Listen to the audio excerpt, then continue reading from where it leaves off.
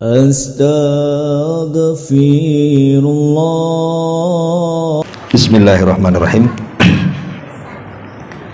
Assalamualaikum warahmatullahi wabarakatuh. Waalaikumsalam warahmatullahi wabarakatuh. Alhamdulillah wassalatu wassalamu ala Rasulillah wa ala alihi wa sahbihi wa mawalah wa la hawla wa la quwwata illa billahi wa ba'du. Alhamdulillah, segala puja dan puji hanya milik Allah subhanahu wa ta'ala. Salawat dan juga salam senantiasa kita hadiahkan kepada Rasul kita Nabi besar Muhammad sallallahu alaihi wa ala alihi wasallam. Karena memang tidak ada kitab yang dikaji, karena di beberapa tempat kalau kajian memang pakai kitab biasanya ya. Karena di sini tidak ada atau belum ada kitab, maka kajian kita mungkin tematik dulu. Dan untuk pagi menjelang siang ini kita akan membahas satu hadis Nabi Shallallahu Alaihi Wasallam yang cukup bagus sekali. Hadis ini dikeluarkan oleh Imam Al-Bukhari dan juga Muslim dari Abi Sa'id Al-Khudri Ibn Malik Ibn Sinan radhiyallahu anhuma. Baik, kita akan baca hadisnya baru kita jabarkan.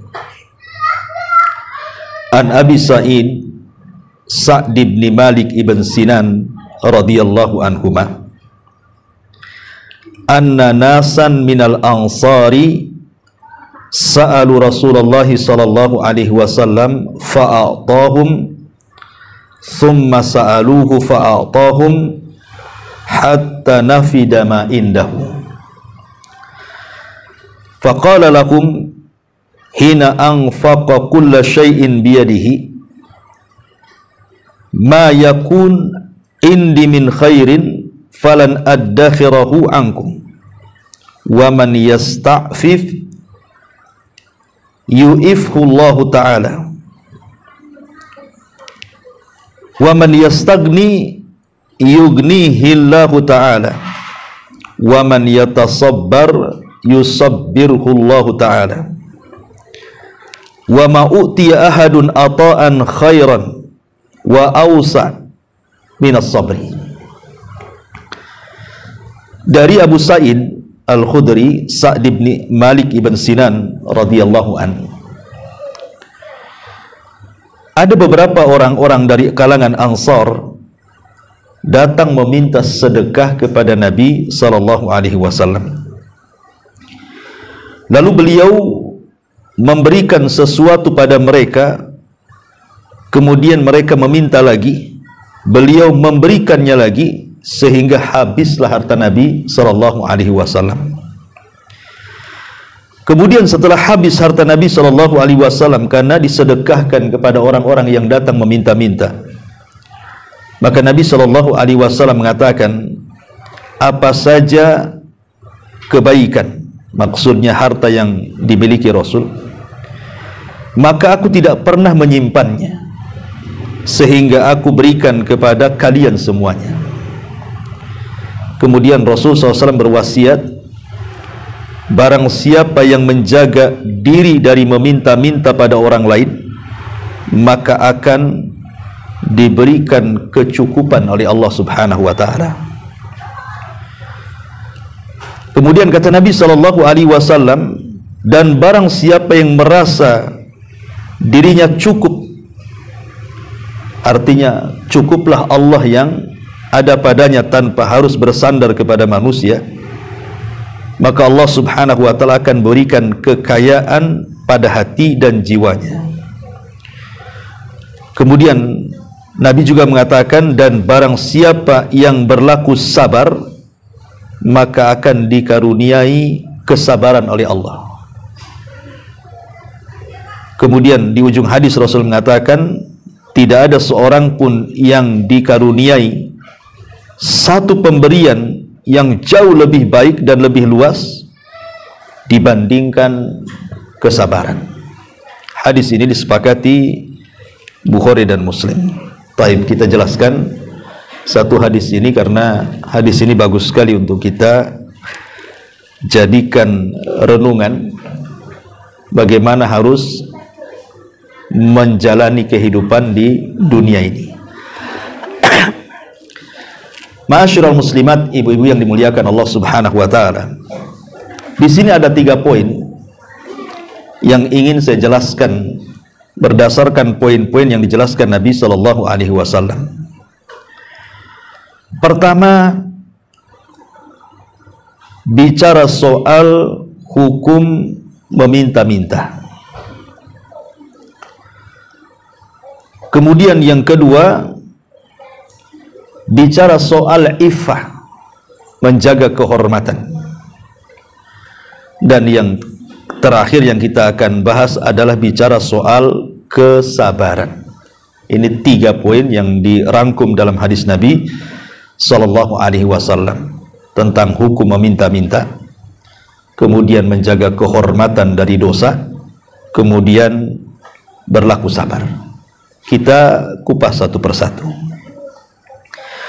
Ma'asyiral muslimat yang dimuliakan Allah Subhanahu wa taala. Pertama, bicara meminta-minta. Ada sebuah syair Arab yang mengatakan, la tas'alanna bani Adam hajatan wasalil ladzi abwabuhu la tuhjab. Allahu yaghdabu in tarakta su'alahu wa bani Adam hina yas'alu yaghdabu. Penyair Arab mengatakan, janganlah kalian meminta kepada anak Adam sebuah kebutuhan, tapi mintalah kepada zat yang pintunya tidak pernah tertutup. Maksudnya Allah. Allah akan murka apabila kita meninggalkan dan tidak meminta kepadanya. Tetapi Bani Adam justru akan marah kalau kita selalu meminta. Syair ini sangat bagus sekali, karena di permulaan dia mengatakan jangan pernah meminta-minta kepada manusia, karena sebaik apapun manusia itu ada batasnya, Bu. Sehari, 2 hari, sebulan, 2 bulan, mungkin kita datang ke rumahnya pinjam uang untuk sebuah hajat dan kebutuhan. Boleh jadi masih dikasih. Kalau yang sekali 2 kali minta kan masih dikasih, Bu. Apalagi kasihan kan, mungkin dia orang susah gitu ya, pasti dikasih, kecuali bakhil kan, Bu ya. Tetapi sedermawannya orang, kalau hari-hari datang minta, apa nggak emosi, Bu? Pasti emosi lah, bukan? Masa hari-hari datang untuk pintu minta duit, minta beras, minta ini, minta itu. Pasti manusia itu, baik-baik manusia pun pasti akan jenuh tuh. Asik kamu lagi ya, mintalah ke tempat lain, asik kesini terus. Pasti akan marah kita kalau dimintai terus tuh. Tetapi Allah Subhanahu wa taala berbeda. Kalau kita tidak meminta kepada Allah, justru Allah marah tuh. Itulah bedanya kita dengan Allah tuh. Kalau Allah tidak diminta, justru marah. Kalau kita sering diminta, kita pula emosi. Itulah manusia seperti itu. Makanya kenapa sampai Nabi sallallahu alaihi wasallam mengatakan, "Lau ta'lamuna ma fis su'ali ma masya ahadun ila ahadin yas'aluhu syai'an." Kalau orang itu tahu dosa di balik meminta-minta itu, pasti orang tidak mungkin meminta-minta. Kalau orang tahu dosanya, pasti orang nggak mungkin minta-minta. Tapi karena orang itu tidak tahu dosanya, seolah-olah minta-minta itu sudah jadi profesi dia, ya nyantai saja. Makanya sering saya nasihatkan, Bu, kalau di jalan-jalan di lampu merah tuh, Bu, ada orang yang meminta-minta, lihat orangnya. Kalau nampak orangnya sehat, tenaganya kuat, masih muda, jangan dikasih, Bu. Mungkin bahasa saya tuman itu orang kayak gitu tuh. Harusnya kan kerja. Apalagi di Batam, alhamdulillah kerja apa saja bisa kok. Makanya saya kadang-kadang, Ibu tahu waktu manusia silver tuh. Ada pula manusia silver di Batam. Itu kan masih muda-muda, Bu. Bahkan kalau saya lihat matanya merah itu kan. Itu merah kenapa? Ya kita kan jadi bersuudon bukan berhusnudon ya kan. Karena kadang-kadang waktu zuhur pun mereka masih dandan seperti itu. Kapan sholatnya? Orang kayak gitu tuh. Mata sampai merah-merah. Ya kita mungkin berjangan-jangan untuk mabok, kita tidak tahu juga kan gitu. Oke lah untuk kebutuhan. Apa dengan seperti itu? Meminta-minta. Kan ada pekerjaan yang lebih mulia bekerja. Entah jadi tukang bangunan, entah jadi cuci piring di warung, entah jadi apa, banyak. Alhamdulillah di Batam ini lowongan pekerjaan saya kira tidak sulit. Hanya orang malas saja yang cari kerja itu tidak mau kerja itu. Makanya kenapa Islam itu melarang tidak boleh meminta-minta. Islam itu hanya boleh atau membolehkan meminta-minta itu dalam 3 perkara saja. Selain 3 perkara tidak boleh. Dan itu dijelaskan dalam hadis Qabisah. Ya, di mana Nabi SAW mengatakan, ya Qabisah, innal mas'alata tahillu la tahillu illa li ahadi thalathin. Wahai Qabisah, meminta-minta itu haram kecuali dalam 3 perkara saja. Kalau dalam 3 perkara boleh. Apa itu? Rajulun tahammala hamalatan fahallat lahul mas'alatu hatta yusibaha thumma yumsika wa rajulun asabathu jaihah ihtajat malahu fahallat lahul mas'alah hatta yusiba kiwaman min aishin au qala sidadan min aishin wa rajulun asabathu faqatan hatta yakuma thalathatun min dawil hija min qaumihi laqad asabat fulanan faqatan fahallat lahu al mas'alatahu hatta yusiba kiwaman minal aish. Apa kata Rasul? Wahai Qabisah, sesungguhnya meminta-minta itu haram, tak boleh, kecuali bagi salah satu dari 3 kelompok. Pertama, orang yang memikul beban tanggungan yang berat di luar kemampuannya, maka dia boleh meminta-minta sekedarnya saja. Lalu setelah dia cukup, dia berhenti. Yang kedua, orang yang tertimpa musibah yang menghabiskan seluruh hartanya, maka dia boleh meminta-minta sampai dia mendapatkan sekedar kebutuhan hidupnya.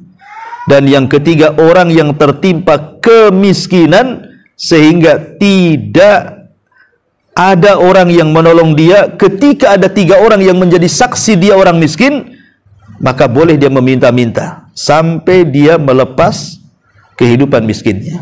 Jadi begini Bu, orang itu dilarang meminta-minta dalam Islam, karena bagaimanapun tangan di atas lebih baik daripada tangan di bawah. Begitu kaidahnya ya. Tetapi Rasulullah SAW itu hanya mengizinkan kepada 3 kelompok. Kelompok yang pertama, memang dia Allah Subhanahu wa ta'ala takdirkan dia hendak menolong orang. Mungkin ada saudaranya kelilit hutang, akhirnya dia habiskan kekayaannya hanya untuk membayar hutang saudaranya. Akhirnya jadi miskin dia gara-gara nolong orang. Jadi miskinnya itu gara-gara nolong orang. Nolong saudaranya, hutangnya banyak, akhirnya selaku saudara kita bantu sampai kita jual rumah, jual mobil, hanya ingin membantu saudaranya. Rupanya Allah takdirkan pula usaha kita jatuh, miskinlah kita gara-gara nolong orang. Lah orang yang seperti ini boleh meminta-minta, tetapi hanya sekedarnya saja sampai usaha dia bangkit dan dia bisa mencari nafkah lagi, baru dilarang meminta-minta. Ini satu. Yang kedua, orang kena musibah, ada tsunami, nerjang rumahnya habis, ada gempa, rubuh rumahnya, tokonya rubuh, akhirnya nggak ada usaha lagi, langsung terjun. Namanya musibah kan nggak tahu tsunami, gempa, kita siapa yang tahu? Tahu-tahu ada saja, habis harta kita di kena musibah itu, jadi miskin. Itu boleh meminta-minta, tetapi hanya sekedarnya saja sampai dia bangkit, betul-betul bangkit, maka tidak boleh minta-minta. Atau yang terakhir, orang miskin, namanya janda usianya 70 tahun, sakit-sakitan, tidak ada yang nolong dia, maksudnya dari keluarganya, dia hidup sendiri. Kemudian orang-orang sini mengatakan memang dia orang miskin, kasihan, maka disuruh kerja pun tak mungkin, udah tua, sakit gitu ya. maka orang seperti ini boleh meminta-minta. Hanya 3 orang ini yang boleh minta-minta. Selain 3 orang ini tidak boleh. Itu kata Nabi sallallahu alaihi wasallam. Makanya ada perkataan bagus dari Al-Imam Ahmad ibn Hanbal rahimahullah ta'ala. Jadi Imam Ahmad ini ditanya soal hukum meminta-minta. Apa kata beliau? Idza lam yakun indahu ma yughaddihi wa yu'ashshihi. Orang kalau memang tidak ada yang bisa dimakan, baik makan pagi, makan siang atau makan malam, memang gak ada yang bisa dimakan, ya, maka yang seperti ini menjadi darurat, boleh meminta-minta hanya untuk mengganjal perutnya saja. Walaupun kata Imam Ahmad, seandainya dia tidak meminta-minta dalam kondisi seperti itu, maka itu lebih baik, dan dia harus yakin pasti Allah akan memberikan rizkinya kepadanya walaupun tidak minta-minta. Contoh nih, satu kisah, ya. Jadi satu hari Imam Syafi'i dengan Imam Ahmad ini, Imam Syafi'i dengan Imam Malik, itu kan guru sama murid tuh. Imam Malik gurunya, Imam Syafi'i muridnya. Kemudian keduanya berselisih pendapat tentang satu hukum, di mana Imam Syafi'i itu mengatakan bahwa rizki itu harus dicari. Kata Imam Syafi'i, rizki itu harus dicari. Tapi Abu Hanifah mengatakan nggak perlu rizki itu dicari, kata Abu Hanifah. Kenapa? Karena sudah dicatat. Tanpa dicari pun rizki itu pasti akan datang. Itu pendapat Abu Hanifah. Berdebatlah 2 ulama ini, guru sama murid ini. Kata Abu Hanifah, rizki nggak usah dicari, nanti datang sendiri. Kata Imam Syafi'i, mana ada rizki datang sendiri, ya dicarilah katanya. Selesai berdebat, Imam Syafi'i pergi. Di tengah jalan Imam Syafi'i ini mendapati orang yang sedang memikul barang. Akhirnya kata Imam Syafi'i, wahai Tuan, mau nggak saya bantu mengangkatkan barangmu? Akhirnya diangkatlah barang sama Imam Syafi'i sampai ke tujuan. Karena Imam Syafi'i sudah berlaku baik mengangkat barang itu, akhirnya kemudian yang punya barang ini ngasih upah kepada Imam Syafi'i itu. Dari sini Imam Syafi'i ada hujah dalam hatinya. Tuh kan, kalau saya tidak bekerja mengangkatkan barang orang, mana mungkin saya dapat duit, katanya. Nah, berarti Abu Hanifah ini nggak benar nih, katanya. Imam Malik ini pasti nggak benar nih, katanya. Masa orang nggak kerja dapat duit, katanya. Datanglah dia kepada Abu Hanifah menceritakan soal upah yang didapat dan mengatakan, ya Imam, tadi saya ketemu orang ngangkat barang, saya angkatkan barang, tahu-tahu dia ngasih upah, katanya. Tetapi saya ingin berbagi dengan Anda, wahai Abu Hanifah. Akhirnya diparoh tuh upahnya itu, dikasihkan kepada Imam Malik separuh, upahnya disimpan oleh Imam Syafi'i separuh. Kata Abu Hanifah, kata Imam Malik, wahai Syafi'i, bukankah sudah kukatakan bahwa tanpa kerja pun orang pasti datang rizkinya? Lah buktinya kamu ngasih saya duit, katanya. Saya nggak ikut-ikut mikul kok, katanya. Tapi saya dapat duit juga, katanya. Dari sini, ma'asyiral muslimat yang dimuliakan Allah Azza wa Jalla, yakin bahwa orang itu sudah ditentukan rizkinya. Orang yang meminta-minta itu karena nggak yakin aja sama rizkinya itu. Kalau dia yakin sama rizkinya, nggak mungkin dia minta-minta. Makanya dalam Islam itu meminta-minta sungguh tercela. Bahkan nanti pada hari kiamat dia akan dibangkitkan, wajahnya tinggal tulang tanpa ada daging. Naudzubillah. Ya. Ma'asyiral muslimat yang dimuliakan Allah Subhanahu wa taala. Makanya ada satu kisah menarik. Hisham ibn Abdul Malik ini kan seorang khalifah, Bu. Hisham ibn Abdul Malik seorang khalifah. Dia haji. Kemudian di Masjidil Haram berjumpa dengan salah satu putranya Ibnu Umar, namanya Salim. Salim ini maula, pembantunya Ibnu Umar. Salim maula Ibnu Umar. Dan dia ulama besar, ulama qiraah. Salim ini ulama hadis juga. Karena Hisham ibn Abdul Malik ini kan menghormati, Bu, menghormati para ulama. Dia khalifah, dihormati para ulama tuh. Jadi ketika di Masjidil Haram, dia ingin memberikan hadiah uang banyak kepada Salim Maula Ibnu Umar ini, karena memang dia ulama, banyak jasanya gitu ya, mengajar orang. Jadi selaku khalifah dia ingin memberikan hadiah berupa uang yang banyak kepada Salim Maula Ibnu Umar. Apa yang terjadi? Ditolak, tidak mau. Ya. Padahal yang ngasih itu langsung khalifah. Mungkin kalau zaman sekarang Pak Jokowi lah presiden yang ngasih duit. Umpamanya Pak Jokowi datang ke ibu ngasih duit banyak gitu ya, langsung dikasih 1 triliun umpamanya. Tiba-tiba ibu nolak gitu kan. Kira-kira kalau ibu nolak sama yang samping dibilang apa, Bu? Gila tuh ibu tuh katanya. Itu 1 triliun loh. Pasti dibilang gila, Bu. Padahal ibu waras tuh. Ya kan, Bu ya? Orang sekarang kalau nolak duit dibilang gila tuh. Ini Salim dikasih uang banyak sama khalifah, dia tolak dia.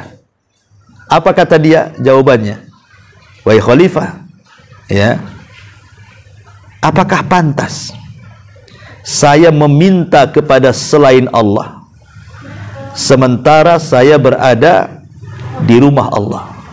Itu jawabannya. Pantaskah saya meminta pemberian dari selain Allah sementara saya berada di rumah Allah, katanya. Karena kan posisinya di Masjidil Haram tuh. Nggak pantas katanya. Saya mendapatkan pemberian dari selain Allah sementara saya berada di rumah yang lebih kaya dibandingkan khalifah, rumah Allah. Karena kekayaan khalifah juga kekayaan Allah gitu ya. Lihat, ditolak tuh sama Salim itu uang yang banyak dari khalifah itu. Padahal bukan minta loh, Bu, dikasih. Kenapa coba para ulama sampai seperti itu? Dia ingin menjaga izzah namanya, kehormatan. Jangan sampai hatinya itu kemudian terkuasai dengan hawa nafsu, akhirnya mendekati penguasa, menjilat penguasa. Samalah dengan kasusnya seorang ulama salaf namanya Sufyan Ats-Tsauri rahimahullahu ta'ala. Sufyan Ats-Tsauri ini kan dikenal ulama zuhud, ulama yang paling zuhud ya. Tapi satu sisi dia kaya, sehingga orang-orang mengatakan, ya Sufyan, kau ini sedikit-sedikit menasihati kami supaya kami zuhud, katanya. Sementara kau kaya raya. Jadi yang bertanya kesannya kalau zuhud itu harus miskin, gitu maksudnya. Kalau bisa orang zuhud itu ya pakaiannya compang-camping gitu ya, makannya nasi kerak kalau bisa itu. Tidak pernah nyentuh gulai, rawon atau yang semacamnya. Ya makannya pakai garam saja.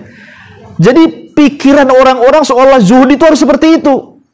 Jadi Sufyan Ats-Tsauri ingin meluruskan makna zuhud. Bukan begitu zuhud itu. Orang miskin itu bukan berarti zuhud, kata dia. Orang kaya pun bisa zuhud. Kemudian Sufyan Ats-Tsauri mengatakan, zuhud itu meletakkan kekayaan di tangan dan tidak meletakkan kekayaan di hati. Adapun kenapa saya kaya, kata Sufyan Ats-Tsauri, likaila atamandalu alal muluk, supaya aku tidak menjilat pemerintah, katanya. Ya aku harus kaya lah, ulama harus kaya. Sebab kalau ulama tidak kaya, nanti dia mendekati penguasa, nanti dia menjilat-jilat, meminta-minta harta jabatan dan begitu di penguasa. Saya tidak mau, kata Sufyan Ats-Tsauri. Sebab kalau itu yang terjadi, aku tidak bisa mengatakan yang hak itu hak, yang batil itu batil. Makanya saya harus kaya supaya aku tidak menjilat penguasa, katanya. Itulah zuhud, katanya. Zuhud itu meletakkan kekayaan di tangan, bukan meletakkan kekayaan di hati. Jadi ini yang pertama, hendaklah seorang muslim itu harus menjaga kehormatan diri, tidak meminta-minta kecuali kepada Allah Subhanahu wa ta'ala. Berusaha, pasti Allah Subhanahu wa ta'ala kasih ya. Dan harus yakin dengan rizki Allah Subhanahu wa ta'ala. Dengan firman Allah Azza wa Jalla, wa ma min dabbatin fil ar illa 'alallah rizquha. Kata Nabi, kata Allah Subhanahu wa taala, tidak ada satupun binatang yang melata kecuali sudah ditulis rizkinya. Harus yakin dengan firman Allah Azza wa Jalla dan harus melihat pelajaran dari makhluk lain selain manusia. Sering saya contohkan, Bu. Di rumah kita saja kan hari-hari sebenarnya ada pelajaran. Ya kan? Tengoklah cicak-cicak di dinding itu, Bu. Ya, yang diam-diam merayap tuh kan. Hap-hap itu kan gitu, Bu ya, lagunya tuh. Lah, cicak itu, Bu, dia makanannya cuma satu, Bu. Dia tidak suka urap, dia juga tidak suka rawon, tidak suka rujak, tidak. Apalagi es dogar, mana mau ya? Cicak itu cuma satu makanannya. Apa Bu? Nyamuk. Kecoa kegedean, nggak mau. Nyamuk dia. Ya. Dan kita tahu bahwa nyamuk hari ini hampir langka Bu. Kalau zaman dulu yalah nyamuk banyak karena depan rumah parit. Kadang nggak ditutup, sampah di mana-mana kan itu ya. Nyamuk itu kalau zaman dulu banyak Bu nyamuk tuh. Tapi alhamdulillah sekarang ini perumahan-perumahan bersih. Ya, saya aja di Jabal Uhud Bu, hampir nggak ada nyamuk tuh. Kalau ada nyamuk ada yang gede, nyamuk kebun tapi kan. Kalau di kota kan kecil, nyamuk kota. Ya. Dan nyamuk itu hampir tidak ada. Ada tapi sudah punah. Kenapa punah Bu? Ya karena tadi sarang-sarang nyamuk itu sudah dimatikan sama orang. Ya, datang semprotan, datang obat, kan? Orang sudah disadarkan sekarang ini kebersihan, makanya sarang-sarang nyamuk itu sudah berkurang. Belum lagi pembunuh-pembunuh nyamuk itu berserakan Bu, mulai dari baygon, bat nyamuk, raket nyamuk. Oh, sekarang ada raket lagi bukan? Artinya bahwa rizki nyamuk ini kan makin kesini makin seret kan Bu ya. Mungkin sudah krisis moneter itu nyamuk tuh. Cecak itu sudah susah kalau menurut kita ini, bagaimana dia bisa bertahan hidup tuh. Tapi buktinya ya banyak saja cecak itu. Siapa yang ngasih makan cecak tuh Bu? Yang ngasih makan cicak itu ya Allah, bukan kita yang masih ngasih makan cicak kan itu. Yang lebih hebat dibandingkan itu Bu, bukan hanya cicak bisa makan dengan kondisi nyamuk sudah disemprot baygon, bat nyamuk sudah nggak laku lah sekarang kan, kena raket, kena, bahkan sekarang ada satu semprot. Kalau baygon kan masih harus nyemprot banyak Bu, ada obat tuh satu semprot aja satu ruangan tuh mati semua tuh. Ya. Tetapi kok cecak bisa hidup? Siapa yang ngasih hidup? Allah. Dan yang lebih menakjubkan lagi bukan di situ Bu. Menurut penelitian ahli cicak, ya, saya bukan ahli cicak, tapi adalah ahlinya, saya terbaca di Google itu, cicak ini Bu, bisa dicek nanti ya di Google ya, www.cicak, ini keluar tuh nanti. Jadi cicak itu paling sedikit Bu, kalau bertelur itu 8 butir. Nah, Ibu perhatikanlah cicak tuh, itu paling sedikit telurnya 8 butir. Nggak ada cicak itu kalau betul di bawah 8 butir itu. Itu paling sedikit 8 butir. Ke atas. Ya bisa 10. Ya, pokoknya paling sedikit 8 butir. Telurnya itu.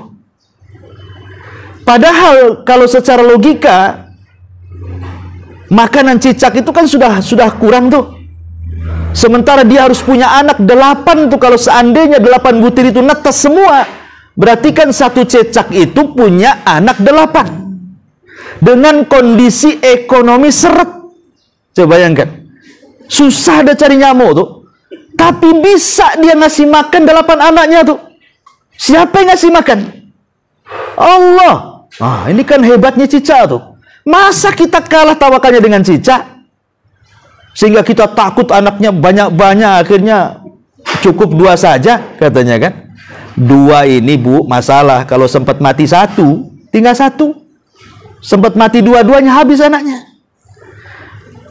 Jadi kalau manusia kemudian berpikir takut tidak ngasih makan anak-anaknya, berarti keimanan kita kalah dengan keimanan cicak tuh. Makanya Nabi SAW kalau bicara soal tawakal selalu mencontohkan dengan binatang. Apa kata Nabi SAW? Lau antum tatawakkaluna 'ala Allah haqqa tawakkuli la ruziktum kama yurzaqut thair.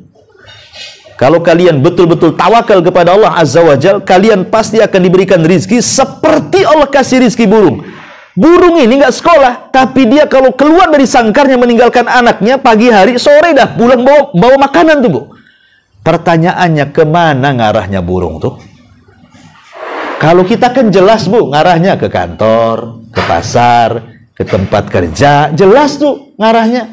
Burung ini nggak jelas ngarahnya, mutar-mutar aja dia.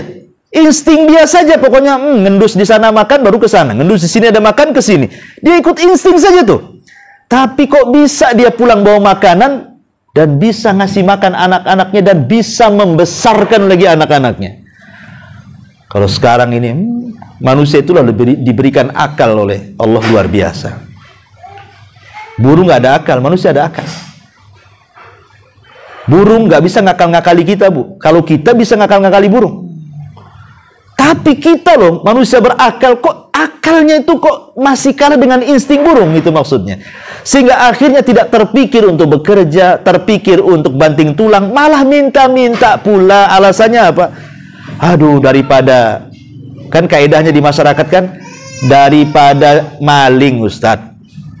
Ya, daripada maling, daripada nyopet, bagus saya minta-minta. Dia tidak paham minta-minta juga dosa tuh sebenarnya. Dia kira minta-minta itu tak dosa.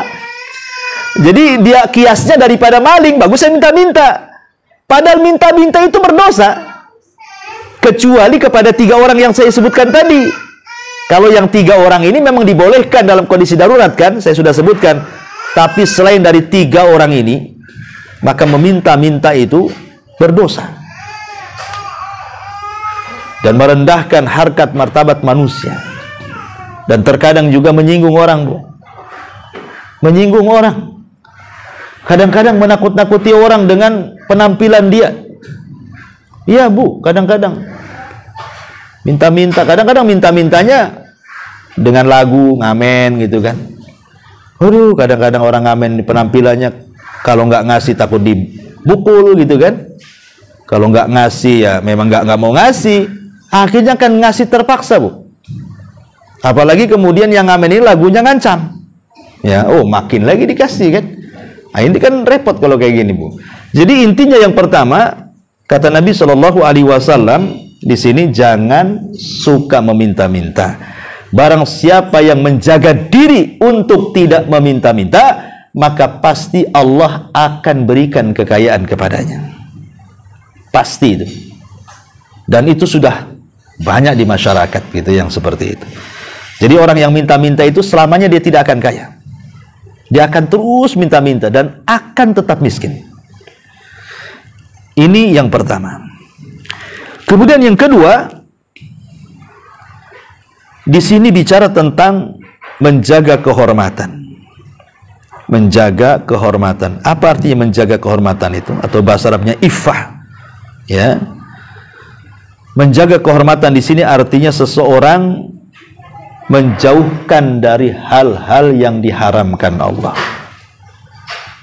Menjauhkan dari hal-hal yang diharamkan Allah Azza wa Jal, seperti melakukan perzinahan, naudzubillah, atau homoseksual, atau disingkat dengan LGBT, ya.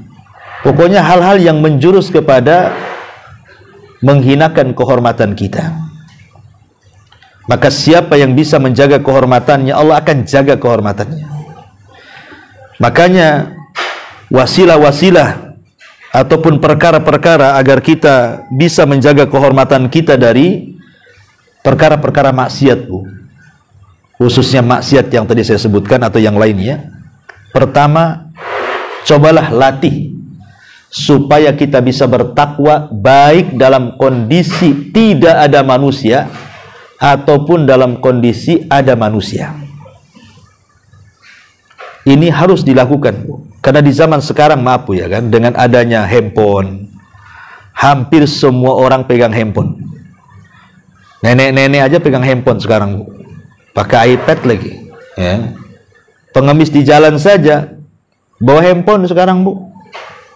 Ya, mungkin kedepannya mungkin kalau ngemis tuh nggak minta lagi, Bu. Paling ngasih rekening tuh. Itu mungkin, ya kan, makin maju kan itu.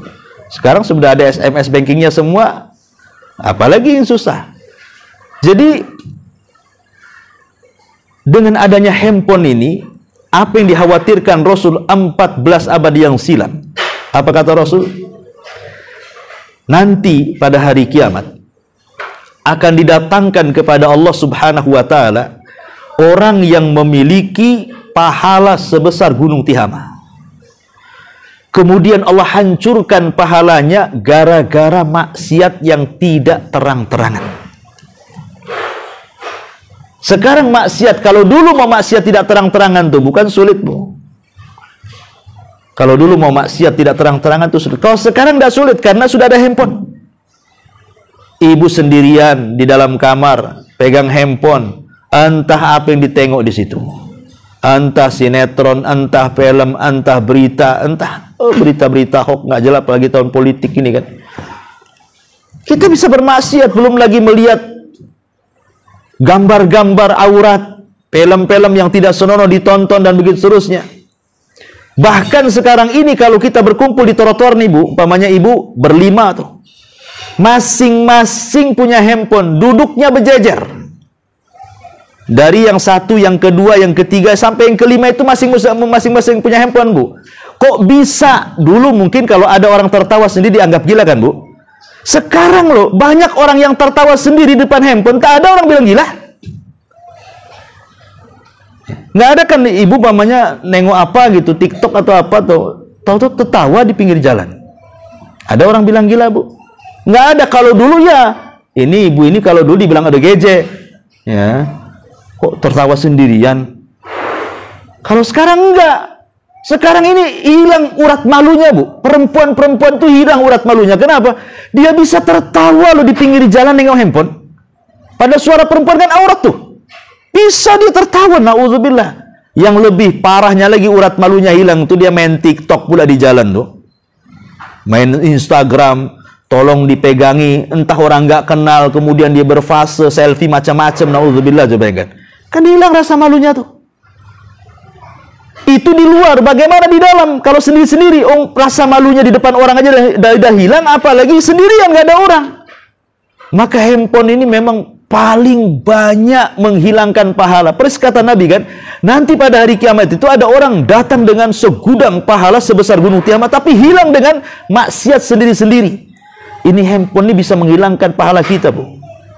Makanya saya nasihati, Bu, kalau punya anak, ya SMP, SMA, minta handphone jangan dikasih.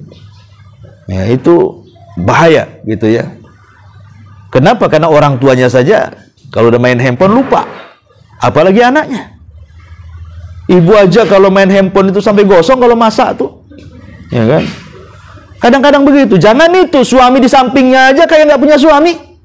Ada tuh istri tuh mau tidur, bangun tidur yang dilihat handphonenya, suaminya nggak dilihat. Tahu tuh udah ngorok di sampingnya. Lah ini kan gimana ceritanya? Ini kan maksiat juga, Bu. Harusnya kan orang kalau sudah masuk kamar itu ya handphone ditaruh lah. Nggak usah ikut-ikut masuk. Itu sudah lain lagi ceritanya. Ini masuk kemana-mana. Bahkan kalau seandainya nih handphone ini jatuh ke sela-sela ranjang, Bu. Kemudian ibu bangun, itu yang dicari bukan suami dulu, Bu. Ya.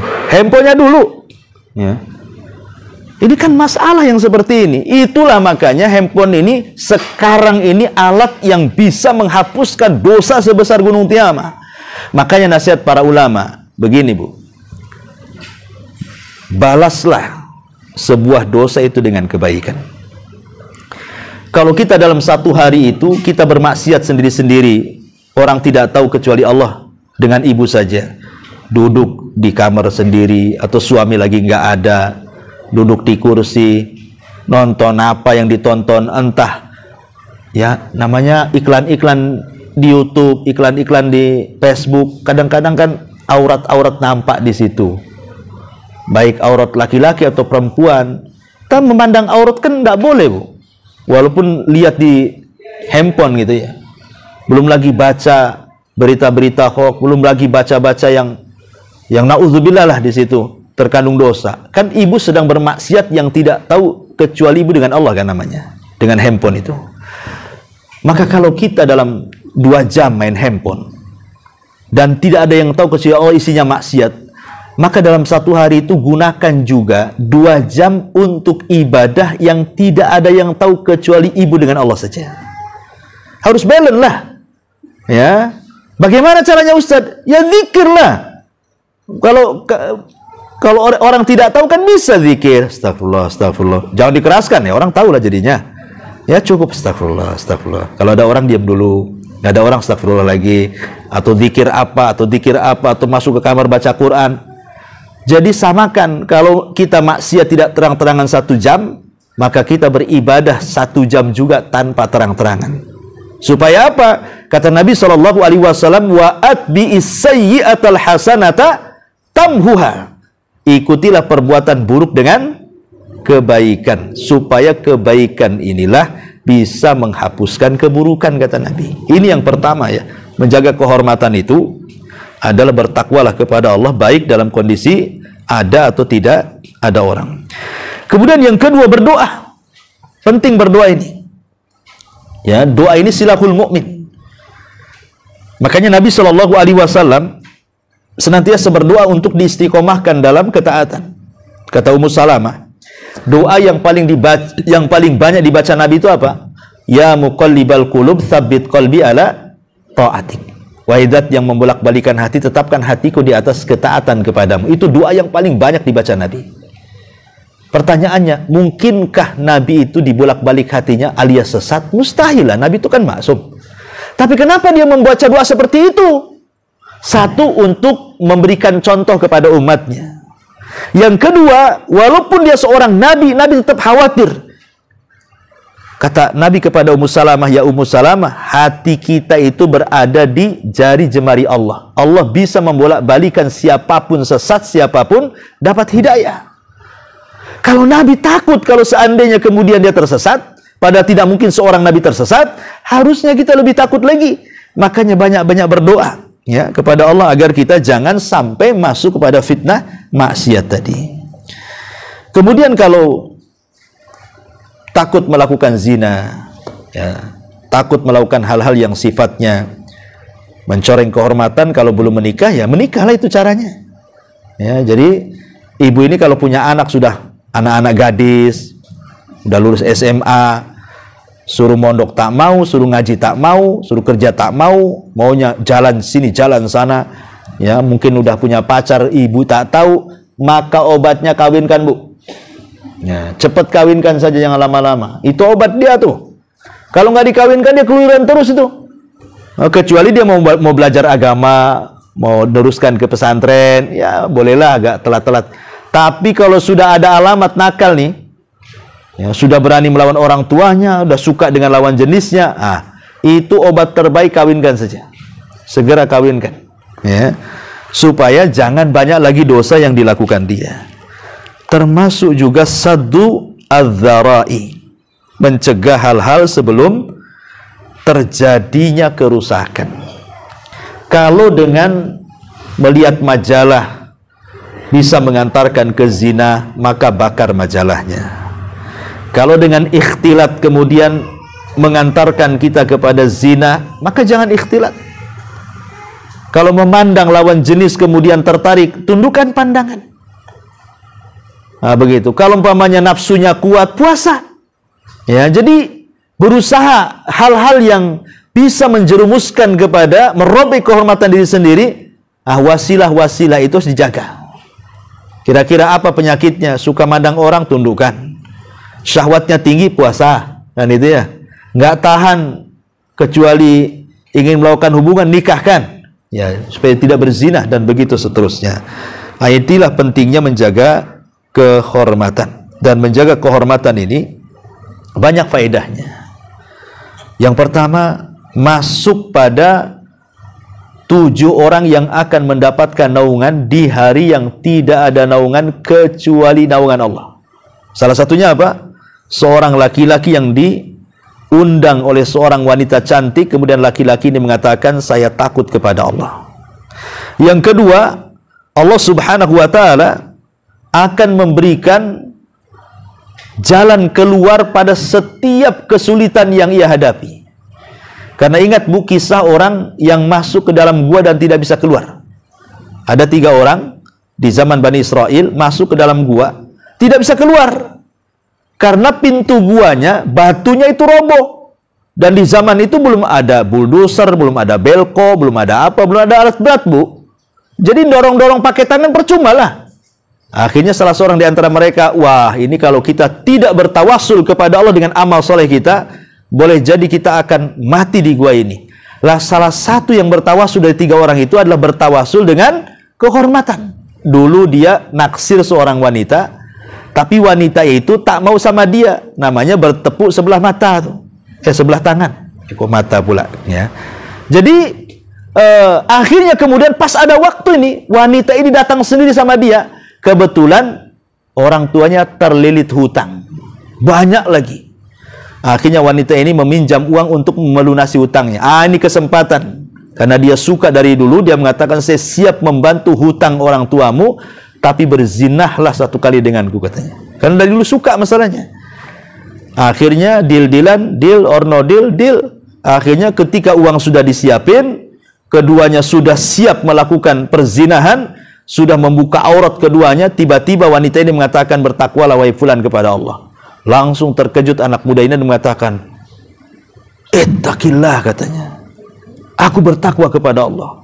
Langsung dia tidak mau berzina, dikasihkan percuma uangnya dan mengatakan, pergi kau dariku.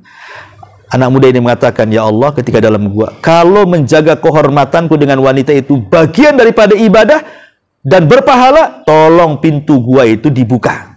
Akhirnya terbuka pintu gua itu. Jadi menjaga kehormatan itu bisa menghilangkan kesulitan di dunia, bahkan juga sebab keselamatan di akhirat. Sudah jelas ini ya. Ini yang kedua. Kemudian yang terakhir, ini yang juga tak kalah penting, kata Nabi SAW, barang siapa yang melatih sabar, maka Allah akan buat dia sabar. Ya, man tasabbara, barang siapa yang melatih kesabaran, maka dia akan diberikan kesabaran. Dari sini kita tahu bahwa sabar itu harus dilatih. Kalau tidak dilatih, tidak bisa. Sabar itu ada latihannya, Bu. Dan itu tentu dengan banyaknya musibah, dengan banyaknya ujian, dengan banyaknya masalah. Karena sudah terbiasa menghadapi masalah, lama-lama jadi sabar, Bu. Ya, makanya dibiasakan sabar. Sabar. Nanti lama-lama juga bisa sabar. Dan yang lebih hebat dari sabar ini, Bu, ujung daripada hadis Nabi SAW tadi, di mana Nabi SAW sampai mengatakan di ujung hadis tentang masalah sabar ini, barang siapa, kata Nabi SAW, barang siapa yang dia bersabar, maka Allah Subhanahu wa Ta'ala akan berikan kepadanya kebaikan yang sangat-sangat luas sekali. Bahkan melebihi musibah yang menimpanya. Apa kata Nabi? Wa ma u'tiya ahadun ata'an khairan wa awsa minas sabri.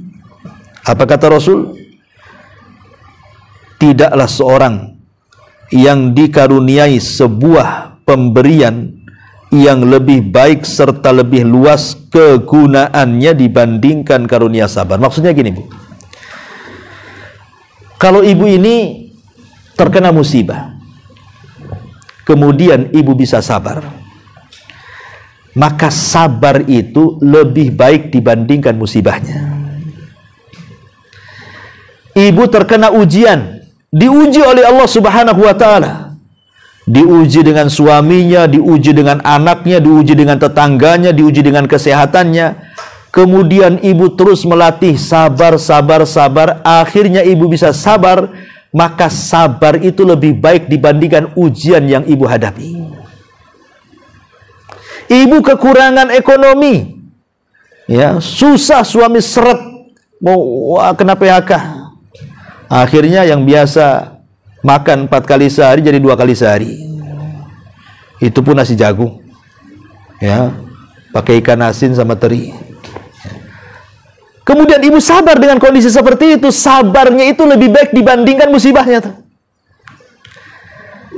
Makanya sabar ini pintu luas sekali gitu ya. Kalau orang bisa bersabar, maka sabarnya lebih baik dibandingkan semua yang ia hadapi. Kenapa? Karena kalau dia bisa bersabar, musibah sebesar apapun tidak ada masalah bagi dia. Dia sudah sabar, apa pula kan itu.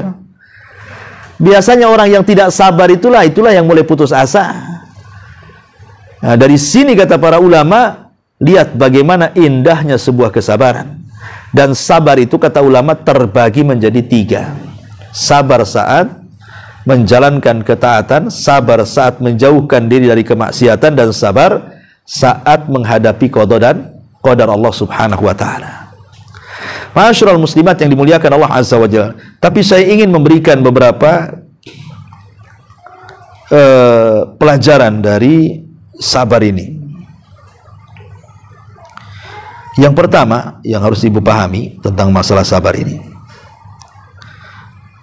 Yang pertama, bahwa di dalam sabar ini, kalau orang bisa sabar, dikatakan oleh Al-Hasan Al-Basri, dia mengatakan apa? As-sabru kanzun min kunuzil jannah. Sabar itu satu perhiasan mahal dari perhiasan-perhiasan sorga. La yu'tihillahu illa liman akramahullah. Allah tidak akan memberinya kecuali bagi hamba yang Allah muliakan. Kalau hamba ini tidak diberikan kesabaran, berarti orang ini tidak dimuliakan tuh. Ketika orang bisa bersabar, berarti mafhumnya Allah sedang memuliakan dia dengan kesabarannya. Makanya kalau seandainya nih ada orang yang sudah bersabar, contoh saja sakit, ya, dia sudah berusaha mengobati, datang ke dokter, datang ke apotek beli obat, tapi juga tak kunjung-kunjung juga sembuh. Bukan berarti tak kunjung-kunjung sembuh dengan setelah dia usaha dan berupaya dan berdoa, maknanya berarti Allah sedang mengutuk dia. Sebab kalau tidak mengutuk dia, kenapa tidak disembuhkan? Padahal sudah upaya dan usaha sudah dilakukan. Jangan begitu cara berfikirnya. Karena ada orang-orang yang ketika sakit itu berfikir ke situ, sehingga setan datang kemudian memberikan was-was, lebih baik aku mati daripada hidup. Aku sudah 2 tahun kayak gini terbaring, kasihanlah orang yang merawatku.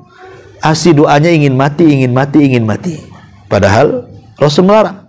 Tidak boleh salah seorang di antara kalian itu berangan-angan ingin mati. Kenapa? Boleh jadi kalau Allah sembuhkan, dia bisa menambah amalannya. Atau kalau Allah tidak sembuhkan, tetapi Allah tidak wafatkan, berarti ada kesempatan untuk bertobat dari dosa-dosanya. Ya, karena sakitnya penggugur dosa.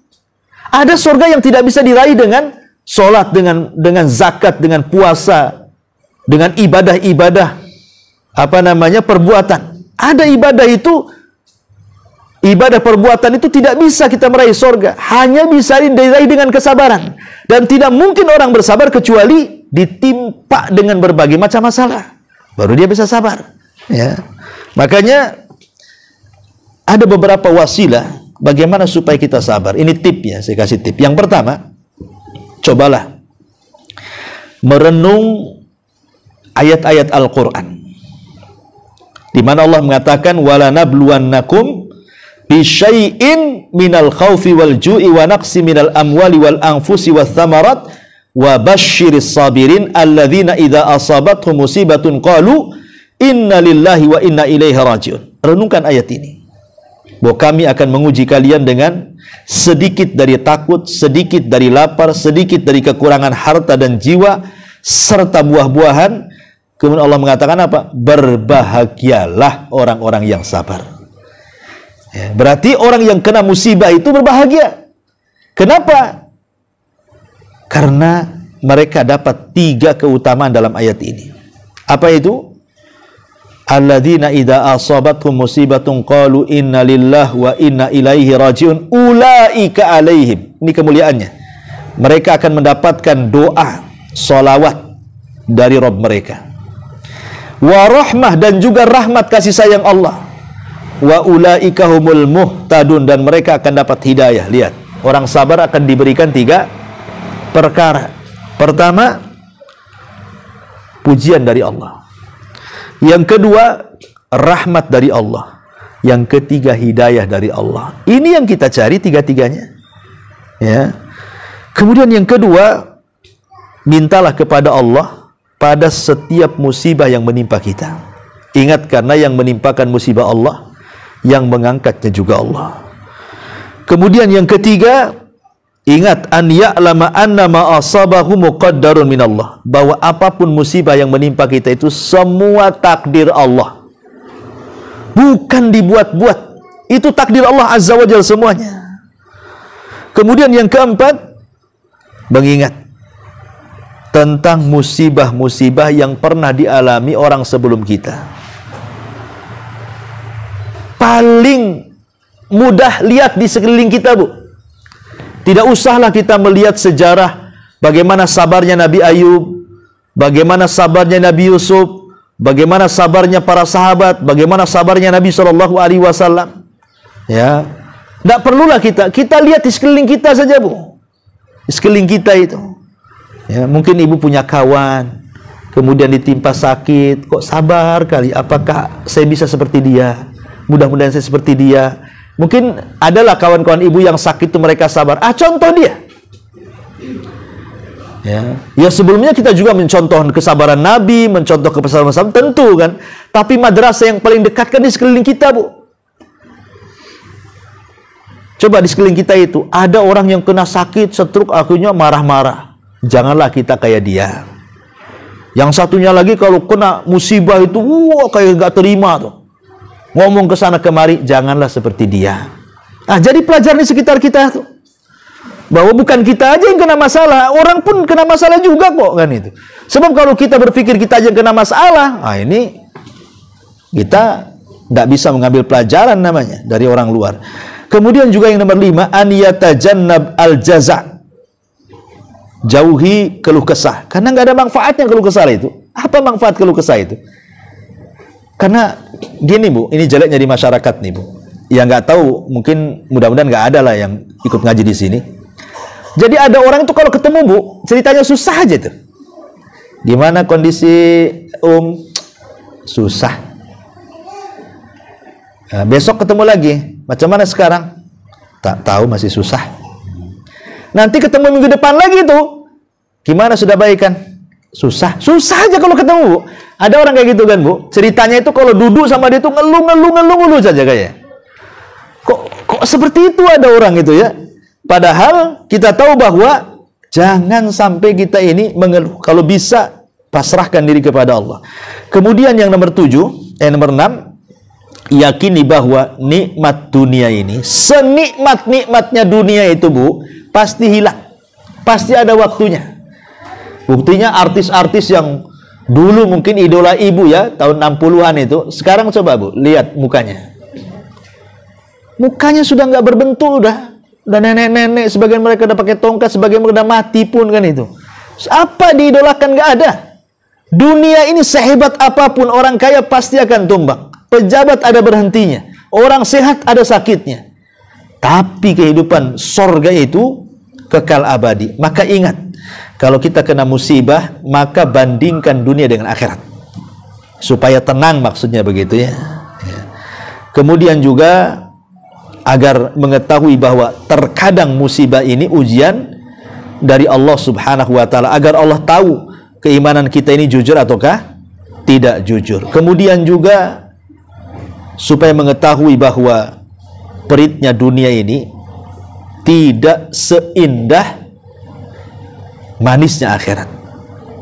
Kemudian juga yang selanjutnya, agar dia menyaksikan boleh jadi musibah yang menimpa dia itu karena dosa-dosa yang pernah dilakukannya. Kita tidak tahu. Mungkin Allah sedang membersihkan dosa kita sehingga memberikan musibah. Kan kita tidak tahu, ya. Atau kalau merasa tidak punya dosa dari kecil jadi orang baik, boleh jadi itu untuk mengangkat derajat dia. Bisa saja seperti itu. Dan begitu seterusnya, pembahasan masalah sabar ini panjang ya, Bu ya. Tapi inti daripada hadis ini mengajarkan kepada kita 3 poin. Yang pertama, jaga diri, mencukupkan kepada Allah, jangan menjadi orang yang meminta-minta.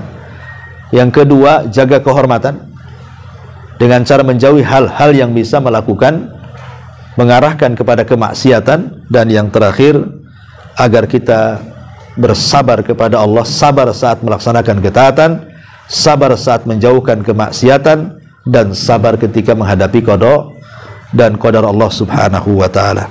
Wallahu alam. Sampai di sini kajian hadis ini. Silakan kalau ada yang mau bertanya, kita buka tanya jawab sebentar. Ya, tafadhali, silakan.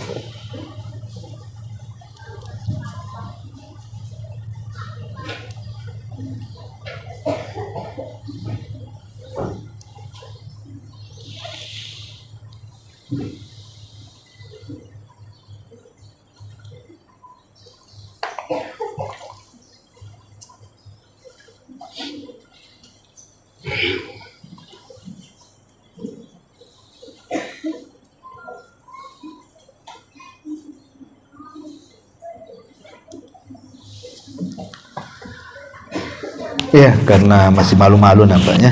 Karena baru perdana kajiannya ya, orangnya nggak perdana. Ya. Ini dulu dan ada manfaatnya kita tutup dengan doa. Kafaratul majelis subhanallah yang tiga. Assalamualaikum warahmatullahi wabarakatuh.